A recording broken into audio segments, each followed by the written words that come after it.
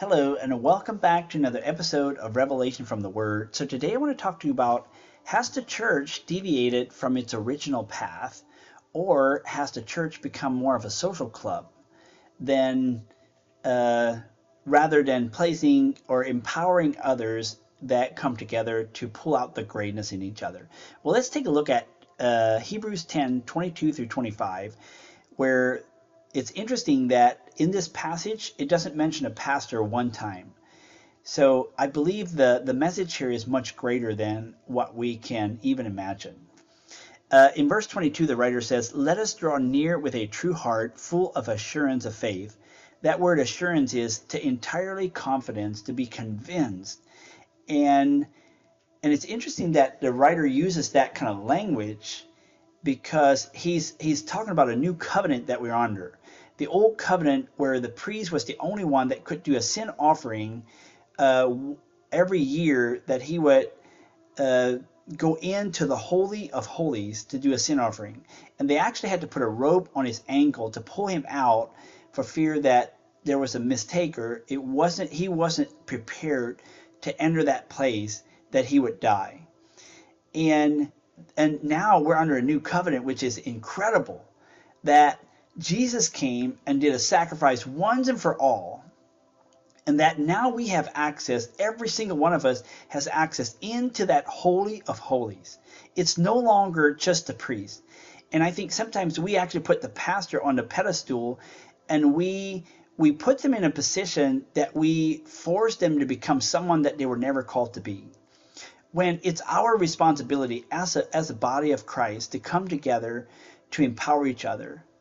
And and yeah, so let's take a look at verse 23. He says, "Let us hold fast the confession of our hope." The confession is whom we profess to be ours. So let us hold fast to the confession of our hope, that Jesus Christ is the one. We hold on to what Jesus did to give us access into the Holy of Holies, that every single one, it's no longer just one person, it's all of us. Every one of us, every believer is included. And it says, "without wavering, for he who promised is faithful." That means we don't have to be moved or shifted. We can come boldly. Verse 24, he says, "Let us consider one another in order to stir up love and good works."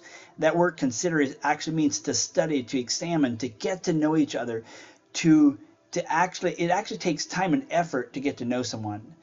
It'll cost you. I always say that if you want something to be good, it'll cost you. And it doesn't happen accidentally. It has to be intentional to build relationships, to see the best in others. And isn't it interesting that he says, first love them, and then good works will follow. I like what Bill says. He says, the disciples belong before they believe. Good works is a byproduct from being loved. Church is so important, not so you come to worship and listen to a great message, but to encourage each other, remind each other who you are, to provoke others into their purpose.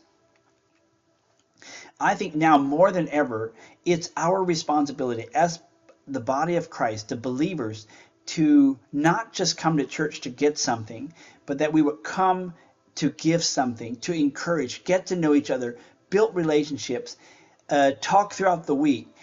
Get to that place where you don't have to be ashamed to when they find out that you may be struggling financially, or your marriage is struggling, or your business is about to fail, that we actually come together to carry the burden for each other.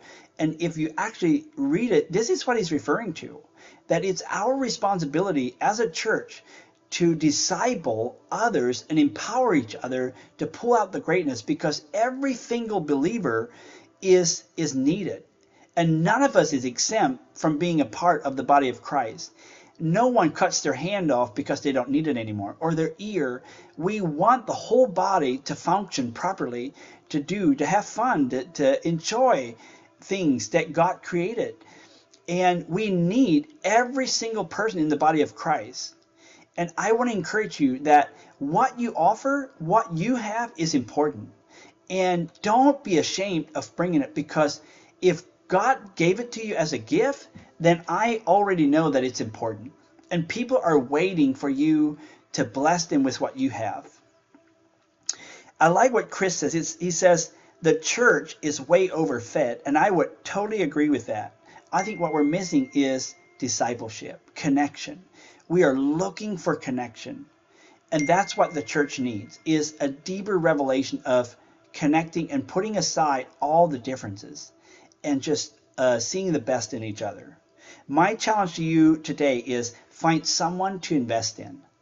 I believe the greatest reward you'll ever have is to share what God has blessed you with, wisdom or knowledge, what you've experienced in life, and share it with someone else. And actually see the fruit of your labor.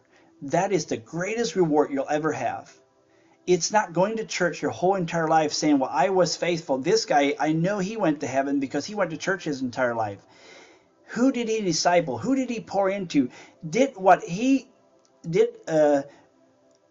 learned, is it going to continue on to the next generation? That is life and life abundantly. And I believe that's what he's referring to here.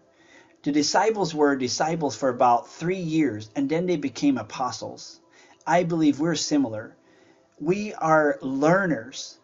We are to be taught and learned, but then there's a time that comes that we become the one with the message, and we become an ambassador of Christ, where we go bless others, the next generation, to carry on the baton with what we've been given.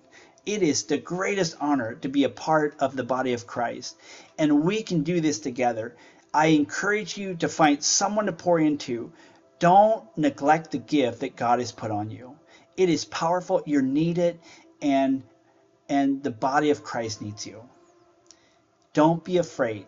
Thank you for watching, and I'll be back soon.